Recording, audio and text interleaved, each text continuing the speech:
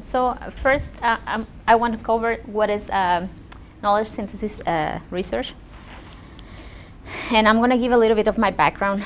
So in 2005, I was collaborating in a health technology assessment to assess 2 biologic agents for rheumatoid arthritis. And I had some in-house training, and also I was part of the International Society for Health Technology Assessment, for the promotion of health technology assessments. And in 2006, I joined the Cochrane collaboration. And since then, I've been working in 2 Cochrane groups, review groups, and now I'm leading knowledge synthesis efforts in general internal medicine at MD Anderson. So, as it was said, my contributions to knowledge synthesis are health technology assessments for policymakers, and also evaluation of clinical practice guidelines, and multiple Cochrane reviews. These are systematic reviews. So all this work is done through the knowledge to action process. To create knowledge, first we identify a problem, and then we frame this knowledge, this problem as a question that can be answered to scientific, with scientific methodology. And we have the first generation knowledge, which is encompasses all the studies that are original. And then the second generation knowledge is the synthesis of these studies. And then the third generation knowledge is the products that we can develop through this synthesis by translating them. And this cycle is repetitive and dynamic. And as you can see, the cycle also includes the dissemination component, which is the action cycle. This involves the application and adaptation of all this information. And it also has 7 steps that are not depicted here because my work is actually on synthesis. So basically what I do is to identify a problem and then select studies that I can appraise and then synthesize to solve that problem. So knowledge synthesis actually avoid bias and random error through published and unpublished evidence, and also including a large sample of individuals. It most likely will incorporate patients' perspective, promotes evidence-based medicine, and it has the potential to improve resource allocation and decision making. So as I said, my main emphasis is knowledge synthesis, and through knowledge synthesis we can do systematic reviews, and this is what we're going to cover today. So first I want to talk about an example. So there is a problem that's been on in the literature about sleep duration and cancer risk. So many people have questioned if there is an actual association or relationship between these two. So multiple investigators have asked the question, what is worse, to sleep less than 6 hours or to sleep more than 9 hours? So what of these 2 things can confer a higher risk? So as I said, there are multiple investigators that have tried to answer this problem.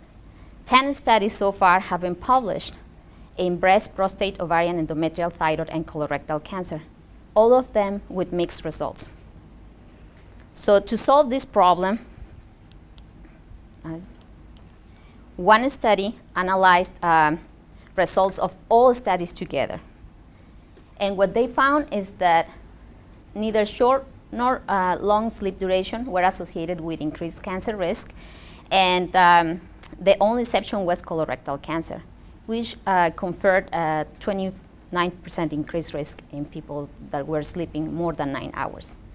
But this is an example of how knowledge synthesis or systematic reviews can help to answer a question where there are mixed results. So I have many examples. There is another one that we recently conducted on Raspberry case and tumor lysis syndrome. Raspberry case was approved by the FDA for its use in adults based only on children data. So what we did was to assess 21 studies that were actually using Raspberry case in adults, these studies, after analyzing, resulted in Raspberry case being effective only to reduce uric acid levels, but at significant cost. So we didn't find any effects on clinical outcomes that were better than with other treatments. We concluded that Raspberry case could be limited only to adult patients with a high risk of tumor lysis syndromes due to the high cost, and that there are no evidence of effect on clinical outcomes with regards to other alternatives. So then another example is for rheumatoid arthritis, which is there are many debates around biologics.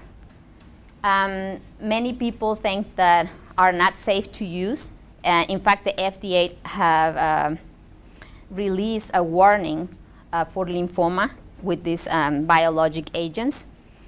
So there were many studies that were trying to study the issue to see if it confers a risk in different types of cancer, not only lymphoma, but none of them had included all type of cancers, and none of them had included all biologic drugs. So with this, we actually analyzed 63 randomized controlled trials, including all biologics drugs that were available at that time. And what we found is, in this case, that there was no risk of lymphoma.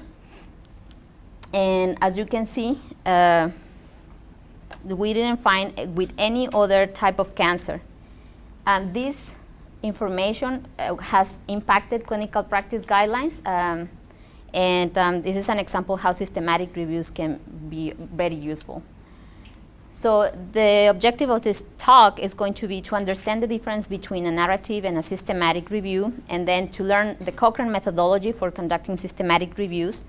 And then we will review the synthesis methods, and also we will assess the quality of a systematic review. So I will give you the tools that you can use to report systematic reviews. So basically, there are two types of reviews. One is narrative versus systematic. With a narrative review, there are broad questions, usually has sources that are unspecified. The search could be possibly biased when it's searched only in one source. And then the appraisal of the studies that are included in this type of reviews is variable, and the synthesis usually is qualitative, and sometimes there is evidence-based inference, but sometimes it's not. And if you see the systematic reviews actually are more focused, comprehensive, and they have explicit searches, and they are more rigorous. So does it matter that reviews are not systematic? Well, the items that are not covered in narrative reviews are those that specifically are designed to avoid bias. And here's an example. One study of reviews in the primary chemotherapy of ovarian carcinoma found that only 80% of the reviews included raw data. So as you can see, most cited very few of the 70 original studies available. Actually, the average of citations were 5. Of the 70 original articles. And the studies were more likely to be selected if multiple publications existed of those original articles. So that is, those that were cited 2-3 times were more likely to be cited in the narrative review, which introduced bias. So if narrative reviews are biased, there is a major risk that they also lead to wrong conclusions. And in this case, we see that, for example, a meta-analysis of 182 randomized controlled trials of therapies for acute MI compared against the recommendations of 43 review articles and 100 textbook chapters for thrombolytic drugs, well, did not begin to recommend any of these drugs by most of the experts in those 43 review articles or 100 textbook chapters until 13 years after they have been shown to be effective. So there was a really a lag in the recommendations. So these systematic reviews conclusions actually affect the evidence that we are releasing to practitioners. Okay, so in the levels of evidence, systematic reviews are in the top place. And we see that many systematic reviews are next to meta-analysis, or sometimes the systematic reviews are alone. So there is a misunderstanding that all systematic reviews can actually have meta-analysis. That is incorrect. Meta-analysis normally need to have a systematic review, but systematic reviews can also have only qualitative results or conclusions, and not necessarily the mathematical approach that is the meta-analysis. So the history behind systematic reviews is there were many attempts to synthesize knowledge, and then narrative reviews of a specific literature actually dated from the beginning of science, but the systematic approach was first reported at the beginning of the 20th century. And the first person that actually showed a systematic approach was Carl Pearson, and Jean Glass in 1976 introduced the term meta-analysis. And as you can see here, the systematic reviews have gained a lot of popularity in the medical fields. And in 1993, the Cochrane Center was founded. The Cochrane Center is the best known source of systematic reviews. There are many people actually working as volunteer specialists in many countries, and they systematically review randomized controlled trials and the effects of treatments. And now the Cochrane library contains more than 3,000 complete reviews and 2,000 protocols. So the Cochrane has a lot of resources for someone that wants to complete a systematic review. They have the Cochrane Handbook for Systematic Reviews, where they actually state step by step what are the process for the systematic reviews.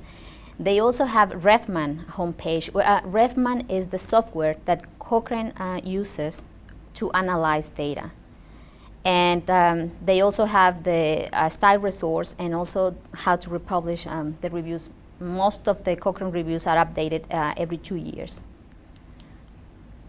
So to start a systematic review, there is a team needed, so more than one person. They require several tasks that should be done at least by 2 people independently. So the selection of the studies for inclusion, the data extraction, and also the quality appraisal, they should be independently done. Then this increased the chance of detecting errors. So every first-time author is encouraged to work with others that are experienced either in the topic that they are reviewing, or also collaborate with someone that has expertise in the systematic review methodology. And this is what we're going to cover today. So we're going to cover methods for study selection, searches, data extraction, statistics, sensitivity analysis, and publication bias. All this is covered by the Cochrane Handbook. I'm using this because, as I said, this is the best known source for systematic reviews, but there are other sources as well. UK has a really good handbook as well from the NICE. So if you want to compare, there are no differences, because actually the person that has helped, which is Dr. Higgins on this, is the same that helped with the NICE. So the first thing that we will have to do with a systematic review is to formulate the problem. And by formulating the problem, we have to clearly frame the question. It has to be relevant, it has to be focused, and the question may be related to efficacy of interventions, a risk of acquiring disease, or program evaluations and diagnostic tests. In this case, we're talking today about efficacy of interventions. So the key components of the questions are what types of people, the PICO question.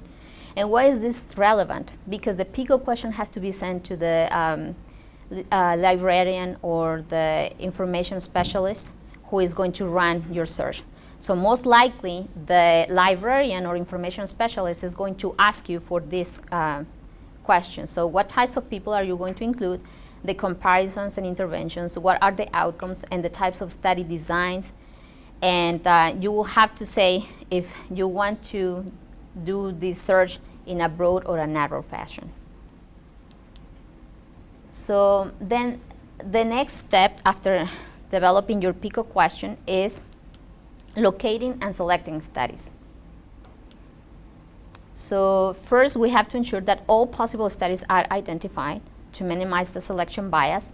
And if we rely only in one database, which normally most people do through Medline, either using PubMed or Ovid, well, we are conferring either language bias or publication bias, because most likely index articles in Medline are published are the ones that are published in English, and also the ones that have positive results. And so the best way to do it is to include more than actually 2 databases.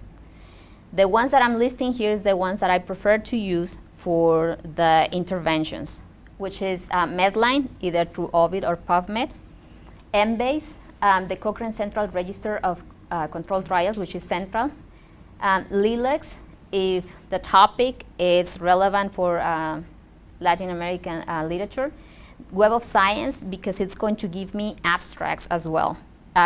If you are not, if your intention is not to include systematic reviews with abstracts or unpublished literature, perhaps Web of Science is not the best database that you can include in your searches. And then CINAHL, PsycInfo, those I leave for those interventions that are in behavioral sciences. So the important or the key message for this slide is that you have to choose more than 2 databases. Actually, there are many articles stating that 3 databases is the optimal number, at least 3. So there are other sources that have to look for relevant studies, and these are called great literature. So this is what we see here. Websites, we can look through FDA registries, we can look through other agencies, and also conference proceedings, and we can also contact researchers for published and unpublished literature. And we can also do hand searching. We can look in specialized registries, and also we can look for clinical trials in clinicaltrials.gov. So this is another source that you have to look through. Also, how do you document a search strategy? Well, it's important to include the title of the database that you search, the name of the host, the date that was we ran the search, and then the complete search strategy line by line.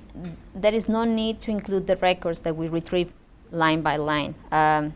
Only with the terms that we included, it's sufficient. This is a debate that has been going around the community of knowledge synthesis, but it seems like for transparency purposes, only with the terms it's enough. So line by line without the records is fine.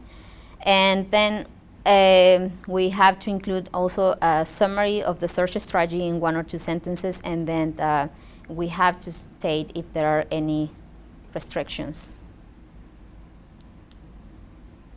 And then the next thing to do is to select the studies. It always has to be done by 2 independent investigators. There are some instances where we don't have the manpower to do 2 independent investigators. So the other thing that it can be done is to cross-check. So you have one person doing it, and the other person just cross-check, what the other person has done. Then the level of agreement when you have two independent reviewers has to be also reported, and you have to specify the reasons for rejecting every study. And the way that we select studies is through steps. So in the first step, you go by title and abstract, and what you can do is just to have a list of criteria that is very general, and it will eliminate noise from the search. And when I'm saying noise, is all those that are really irrelevant to the topic that we are studying.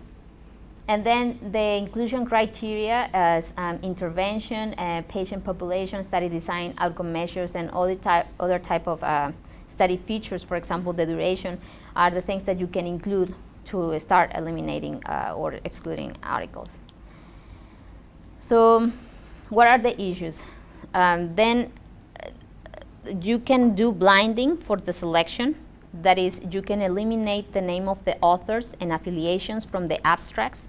So you can give only title and abstract without the rest of the information. So the people that are actually selecting the studies do not know from where these studies came from. And then after you get the results, you have to handle disagreements, and then we'll include the abstracts and say if they are in a different language so you can translate them.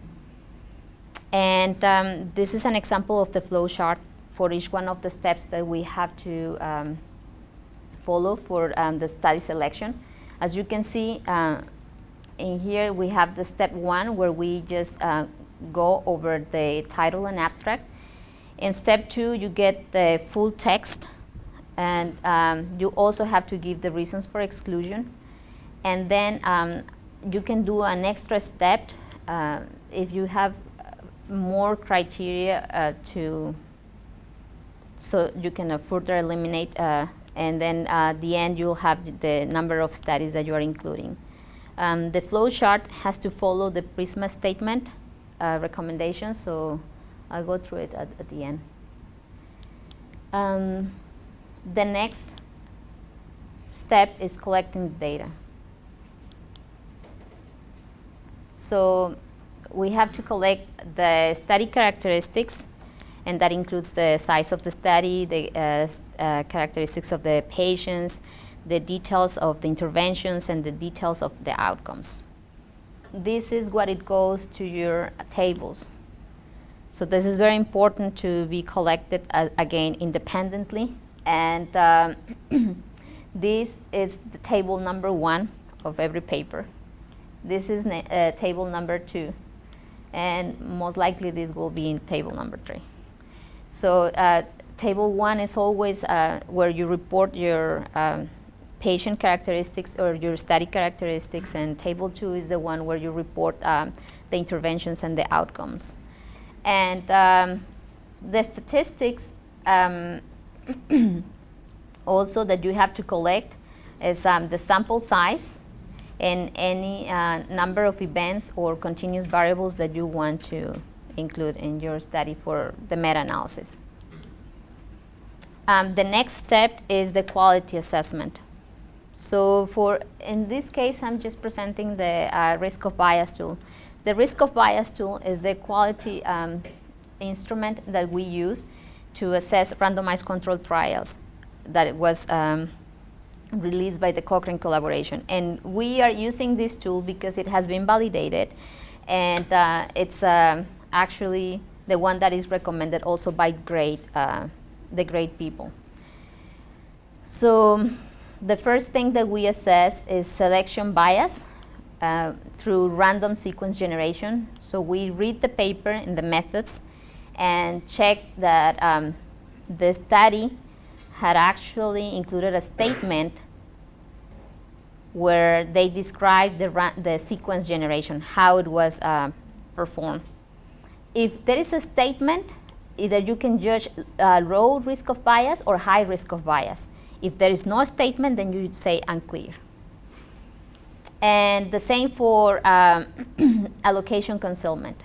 So many people actually have problems understanding between these two.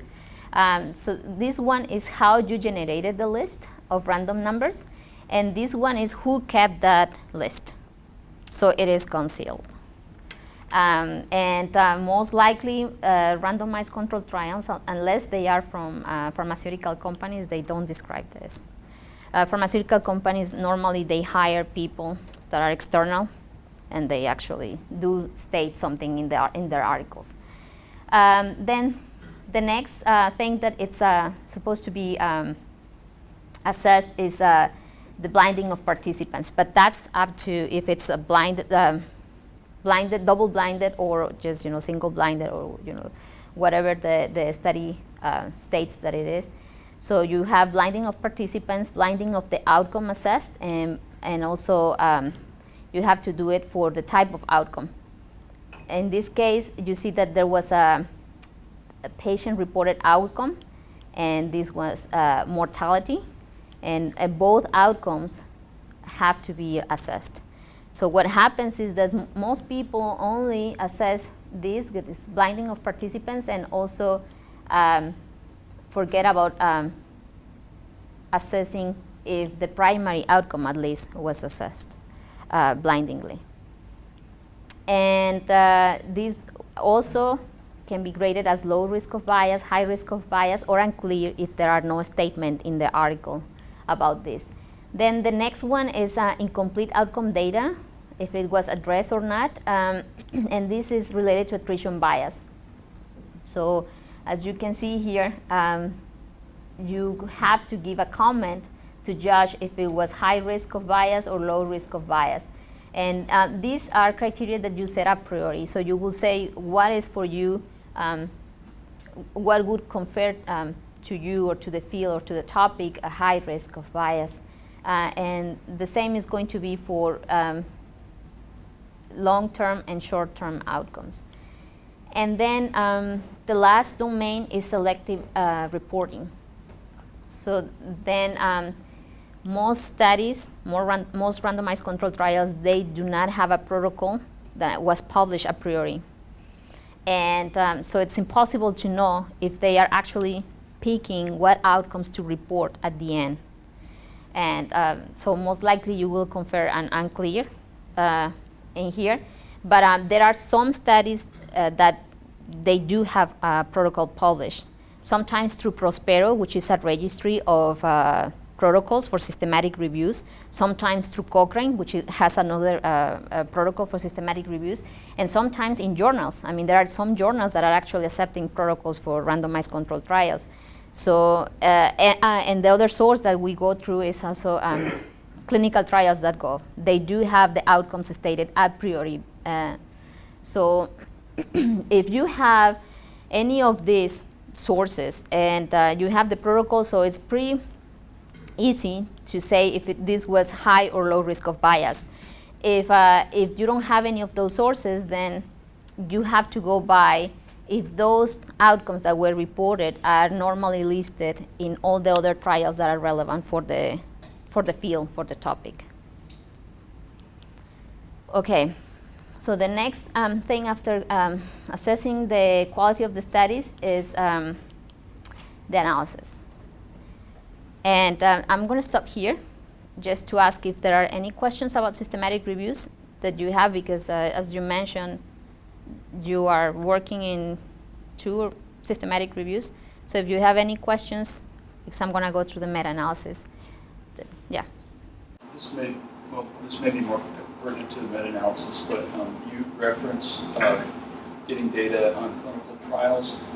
So for studies done by pharmaceutical companies, at some point, do all those data have to be available and put onto some web-based format that somebody can access them, or is there a risk that one doing a systematic review of a new drug or any drug could miss critical data done by pharmaceutical companies? Yeah, when you're doing trials for this type of drugs that are newly available, you should contact the pharmaceutical companies.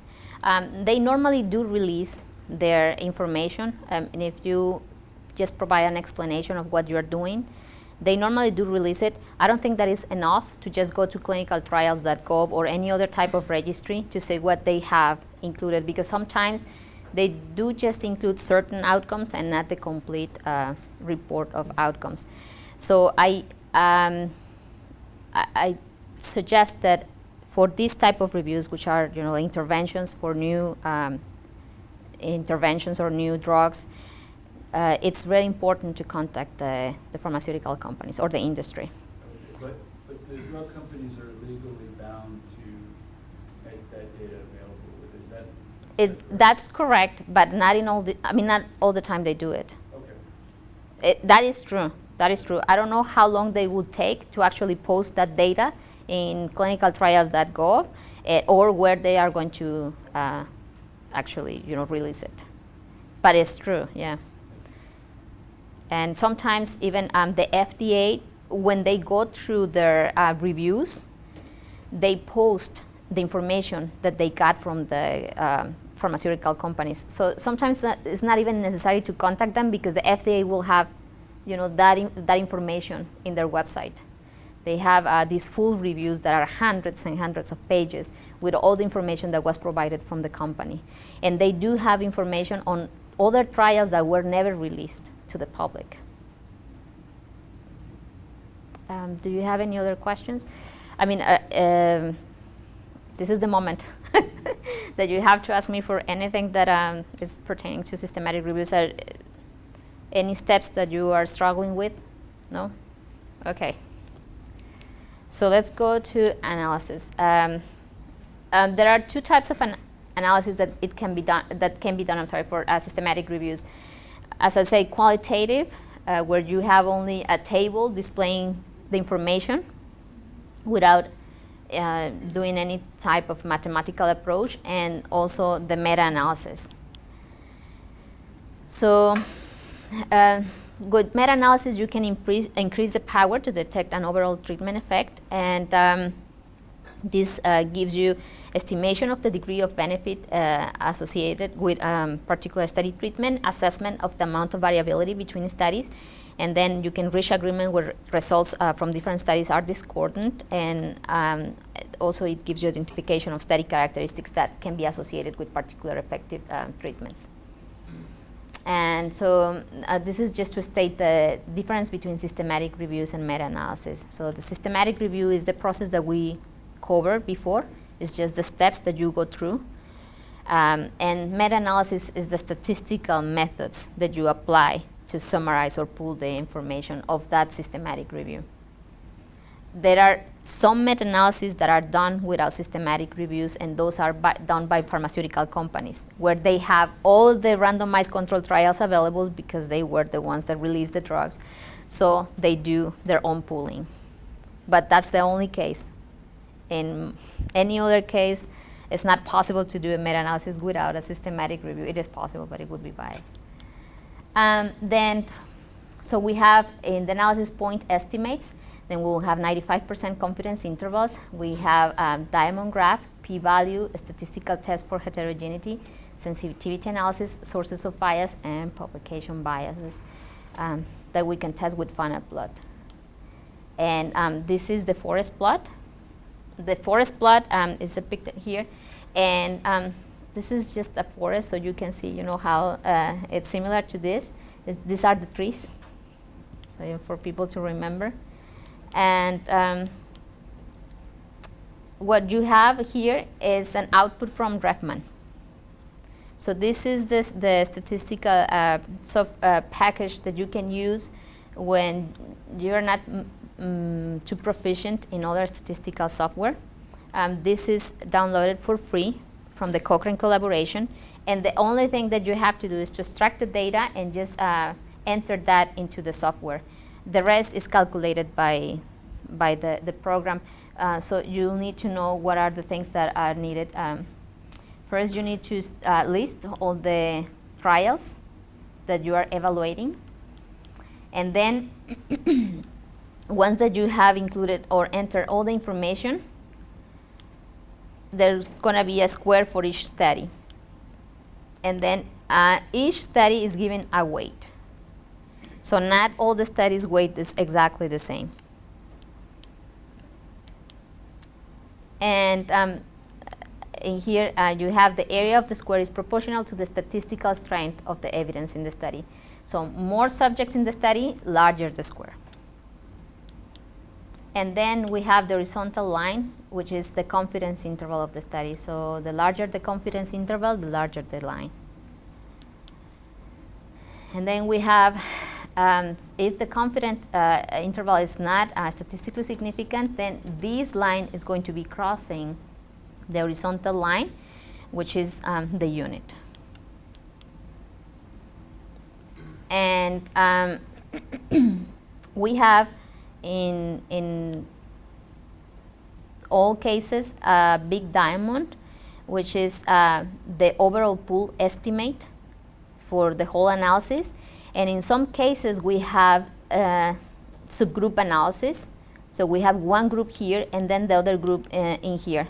You will have a diamond for each group. So the studies are combined and then they are represented by this diamond. And the confidence interval is represented by the width of the diamond. So the narrower the diamond, the stronger the evidence. If the diamond crosses the unit, it also says that it's not statistically significant. And these are the outcomes that we can, the effect estimates that we can actually calculate with Refman. It's odds ratios, relative risk, risk difference, mean difference, and standardized mean difference. We can use two models in Refman, the fixed effects model and the random effects model. For the fixed effect models, we are assuming that there is little variance between studies, and for the random effects models, we're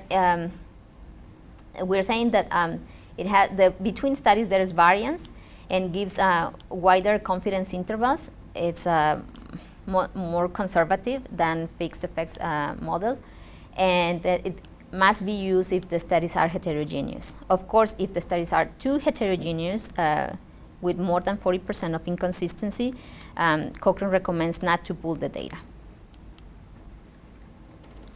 So the fixed effect models just are based on the mathematical assumption that the effect of the treatment was the same in all studies. As you can see, it seems like all the studies are behaving exactly the same. If all studies were infinitely large, they will give identical results. And the random effect models, you can see the differences. So that is assuming that the true effects in the individual studies may be different from each other. And there is no single number to estimate in the meta-analysis, but distribution of numbers. And here are just the calculations for discrete data. As I said, the meta-analysis is weighting the studies according to the sample size. So these calculations, if you do them by hand, are not going to be the same as with the statistical software. The statistical software is weighting the studies. Then we have the relative risk, which gives the probability of having a specific event. We can have the risk of a good outcome or the risk of a bad outcome. And in this case, for example, we are talking about alendronate, reducing the risk of vertebral fractures for 50%. So we have the name of the drug versus the comparison, which is placebo. The outcome is vertebral fractures. And then we have the pool estimate, which is in here. And we also have the chi-square for the difference. And in this case, we are talking about risk difference, and it describes the absolute change in risk that is attributable to the experimental intervention. And if the experimental intervention has identical effect to the control, the risk difference will be 0. In this case, we don't have any zeros, but 30 in this, there's a typo, but it's 30 more patients will benefit when using adalimumab that we have here, plus methotrexate, who would not have benefit if given only methotrexate. And that's the explanation for the risk difference. Here, the other thing that we can appreciate is this, which is the test for heterogeneity. It's the chi-square and the inconsistency. As you can see here, we are using random effect models because the random effect models is used because there is a lot of inconsistency. It's 87.4%. So that's why we're using random effects model. And then we have the odds ratio, which is, I'm pretty familiar. I'm pretty sure that all of you knows what the odds ratio are. So we have this about the P to odds ratio. So P to odds ratio is used when we have trials that have equal number of participants in each group and the treatment effects are small. And it's better than other approaches at estimating odds ratio when there are lots of trials with no events in one or both arms. So we can do P to odds ratio with continuity correction, which assigns 0.5 to any cell that has 0 events.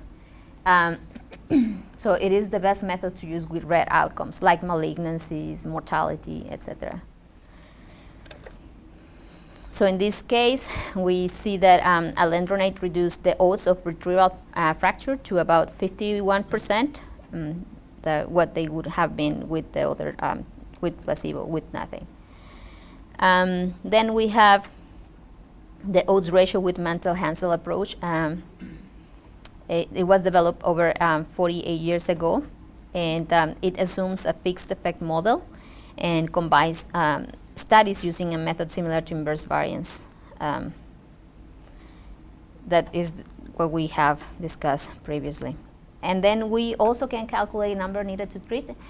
These graphics, they have to be calculated with the CRATES calculator. This CRATES calculator, it's online. It's not, it's free, but it's not part of the Cochrane software. And this is just the number of patients needed to treat with experimental treatment rather than the control treatment in order to prevent a single event. And in this case, the NNT is always round up to the next whole number, which is, for example, in this case, 1.76 goes to 2, because we're talking about people.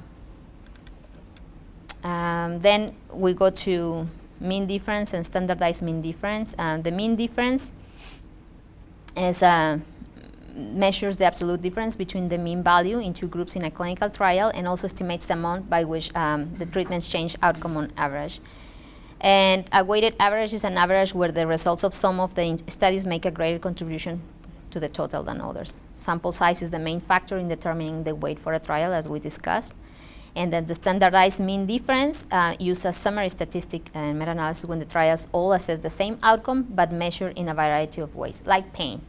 Pain can be measured with the visual analog scale, and also it can be measured with intervals. So expresses the size in treatment effect in each trial relative to the variability observed in that trial.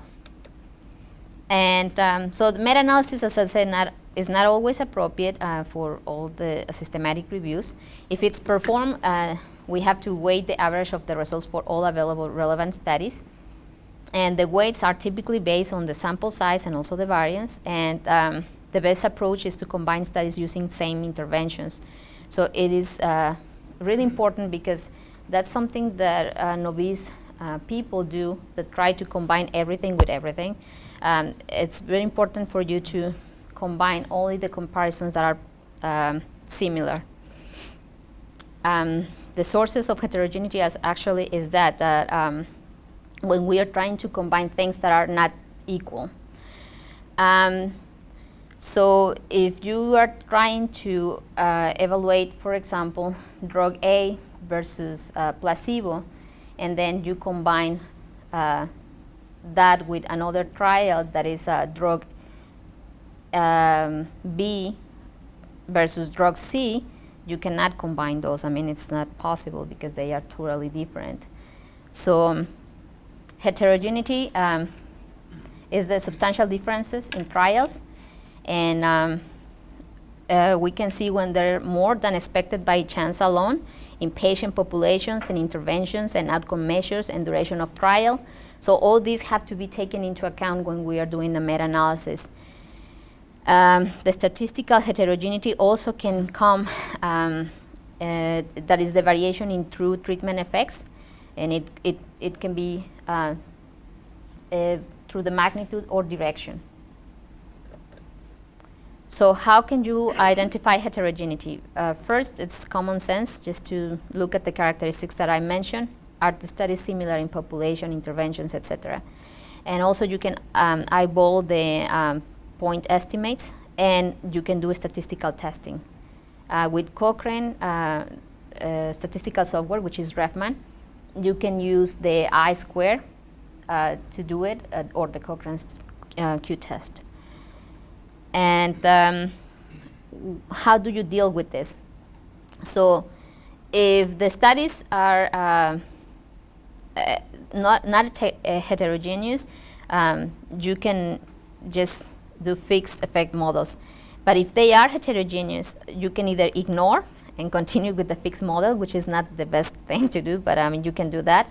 You can test and to see where this heterogeneity comes from.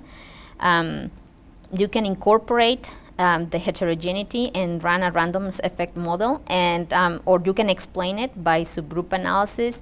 And you can say which one of the groups is causing the differences, or you can also perform a meta regression where you can control for rate and covariates. So in this case, you can see the studies are pretty homogeneous in this group, but pre-heterogeneous in this group. So if you pull everything, it's going to be really heterogeneous. So those are the things that you have to look for when you are eyeballing the forest plot. Then you can perform also sensitivity analysis. This is how you conduct your studies. You have to choose the type of sensitivity analysis that you will perform by inclusion criteria, methodological quality, or clinical features that are important for your topic.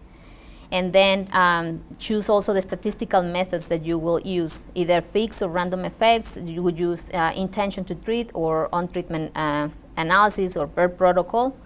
And also the type of methods that you will use for inputting missing values. Whatever you want to choose for your sensitivity analysis, you just have to state it a priori. And the last thing is the publication bias. So you have the funnel plot, which is what is going to help you to state if there are any publication bias. There are also other quantitative statistical approaches. But this is this is the only thing that the RefMan software does. So it's you can see here. So if there are no bias, you expect symmetry in the funnel. So this is the funnel. And if there is bias, you will expect the asymmetry. So you will see the suggestion of missing studies. So while not all studies or systematic reviews are equal, and because of that, we need to know what are the things that need to be reported. There are standards and guidelines for systematic reviews. Most systematic reviews require updating within a year or 2 years, and it depends on the type of field that you are reporting on.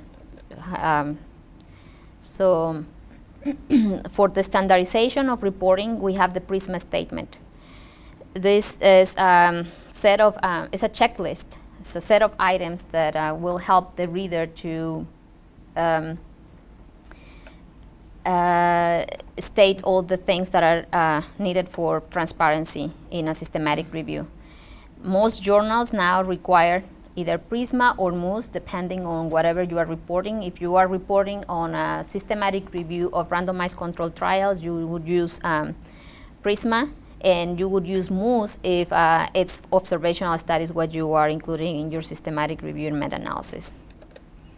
So these are the checklists, as you can see. And the Prisma is pretty straightforward. It has all the elements that you would be required in any type of manuscript, which is the objectives, and it will tell you exactly what you need to report, data sources, review methods, and for the methods, it tells you exactly, the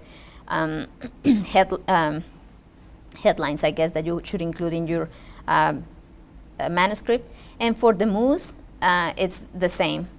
The MOOS was actually done long time ago. It hasn't been updated, but the Prisma was just recently updated. And for the Prisma, there are also several variations. So if you have equity trials, they have one version for this. So they have versions for this part. They have versions for almost everything. So you just have to go to the Equator Network. Just Google equatornetwork.org. And this is, finally, these are the sections that are expected from our review. And